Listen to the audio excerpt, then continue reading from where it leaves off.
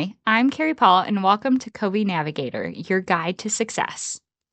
Have you ever thought about taking an online class, but you're wondering to yourself, will it feel harder than it does in person? Will I stay motivated? Will I actually connect with my instructor and my classmates? Online learning is a big part of the college experience today, but what does it feel like from an instructor or student perspective? Today, we're going to take you inside the online classroom through the lens of an instructor who teaches in our online space. I'd like to welcome Megan Matthews, who is one of our online instructors while also teaching our face-to-face classes. Megan, thank you for being here today. Thank you for inviting me. I'm looking forward to talking about this. To start us off, maybe you can share a little bit about what classes you teach and general idea of your experience teaching online. Sure. I've actually been teaching online since about 2011, including one class where I taught in Second Life and I was an avatar. Fun. Haven't done that in a while, but that is that when you talk about the breadth of experience. Yes. For the College of Business, I've been teaching organizational behavior online for quite a few years. And then I moved to my Management 310 class, which is organizing, problem solving, and curiosity in organizations. And it's the experience overall has been, I've learned a lot. Mm-hmm. I've learned a lot about what to focus on because in class you have a little bit more ability to, I call it, go off script. Yep. But in the online environment, because I know people are very focused and I don't want to waste their time, I tend to be much more intentional and focused on what it is I share with them. Thank you. So let's kind of go off of that and start with the big picture. When a student logs into your class for the first time, what kind of experience are they walking into since they're not walking into that physical space? In my class, I have them do actually an introductory video. And then they have to respond to someone else's video because I'm trying to get them to know each other, because it's easy to think when you're in an online class that you're just going to be this sort of entity that nobody really sees. And I want them to understand that they are a part of a class. So they can expect to do a video. They can expect to respond to people. I have all sorts of discussions where they have to say, and I give them prompts like, don't just say good job. I try and tell them, give them 2 points that are positive about it and 2 things that you might offer as suggestions. And I do try and give them those kinds of prompts as they, respond throughout the entire semester. But, I have them do a video. Mm-hmm. And again, the reason I have them do a video is because it tends to be more personal than just written words. Yep. And I think that, for students who may not feel comfortable with the camera on, they don't have to have the camera, but even just a voice, like podcasts, can be much more personal and engaging than just something written that you hand to someone. So they can expect those kinds of experiences when they start my class. That way it's just not a name on a roster, Yes. on a sheet of paper. Yes. Either. Yes. What do you think tends to surprise students the most about online learning? That it's more work than they expected.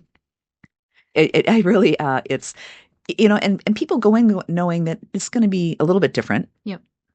But they don't maybe realize how much individual responsibility they will now have, because it's not someone in front of them sharing the information that they can sit and look, take notes about. It's like they have to go be proactive about this. And we can, as we go forward with these questions, we can talk about how then do you respond to when a student is going, oh, this is harder than I expected, but I still need to be successful. Yeah. Then you can talk about how that can work. But that's probably the biggest thing. They're like, oh, this takes more time than I thought. I think that's something I always tell students is even if it's online, you still need to log in, for example, every Monday and just get a gauge of what you might need to do for class. Because if the first time you're logging in on Friday and you've already got plans for the weekend and the due date's Sunday, how quickly that time can go and how you're not getting the most out of the class there either. That's actually one thing with my discussions to that exact point.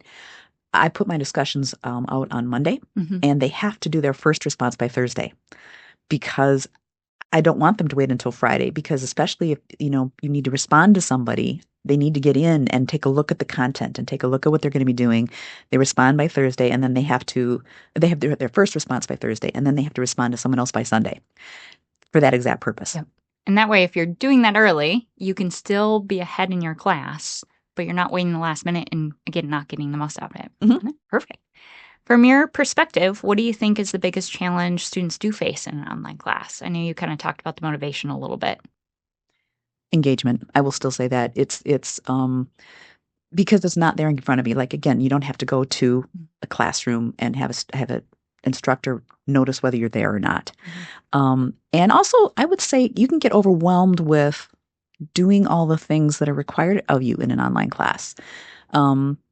There's discussions, there's maybe tests, there's projects. In my class, they do team projects, and we can talk about those a little bit and the pros and cons. But there's a reason I do them, and they may not be planning to do that, and they have to figure out how to make it be successful. Can you talk a little bit about, so we use the learning platform Canvas for our online classes. Can you talk a little bit about how your class might be set up in Canvas to kind of give them an idea into that learning platform? Sure. So what I do with Canvas is I have a weekly announcement where I basically say, here's what's going on. Here's the things you need to expect to do this week. And then when they get into the homepage, if you will, I've actually got a couple of modules up at the top that are general models, like things you need to know about the university or resources you have as a student and that kind of a thing. Information about me as an instructor, my background, my history, what I expect. And then, assignments. There's a module with assignments and links to those. And I don't open up all my assignments right away because I don't want to get students too far down the path when they don't have the content they need to support the assignments that are due down the line. But then I go bi-weekly. Mm-hmm. So I have an overview page where I talk about, here's the chapter we're going to be covering, here's the content we're going to be covering, here's the questions you need to ask yourself. Like when you're reading through this, here's what you need to think about. I have some videos for each of the content areas that they can look at. I have links to articles that they can take a look at. And then I try and do in each of those modules, I have assignments. Like basically, here's how you're going to show me what it is that you learned. And I have that, as I said, first it's by week, and then each of those weeks I have pages and modules where they talk about what they're going to be doing. Very cool. And just as kind of a reference, so all of our students that are enrolled in online class get access to the class the Friday before it starts. And so you have a chance to go in and play, click around before the class even actually starts or before your first assignment would be due. And because students are still able to add a class up until the first week, typically, as Megan said, you usually are going to see like those introduction assignments, a chance to just engage, get you going, but knowing still people are coming and going within the class for that. And I would also say it's important to get in early, and that is one reason why I think opening it on Friday is a really great idea, because students can get in and go, okay, given what I'm seeing here, this may not work for me and I need to switch classes or whatever it is. It's you still have time to react and still get the experience you need out of your program. Yes, exactly. So what are some strategies or habits that you've seen that have really helped students succeed in a class? I know there's a common theme going on a little bit, but maybe if you can give some additional examples. Put it on your calendar. Like literally, when we talk about what students have done that is successful, my students talk about, I put, Tuesday from 2 to 4, I know that I'm going to be working on this class. Don't assume that you're going to add it to the end of everything else you do. Yeah. I would also say that they get ahead. One of the things I try and do in my online class is I try and open up, I talked about modules, right? And I open them up kind of as throughout the semester. I actually try and open up modules a couple of weeks ahead of time so that students can get an idea what's going on. So go into those, pay attention to them, see when the assignments are due. I think not only should you put time to take care of the class on your calendar, but absolutely when the assignments are due. Like put it on your calendar right away. When a case study is due, put it on your calendar, and or when the quizzes are due or however the class is set up for you, make sure that you've got that there. I think another thing is reaching out to the instructor. Huge.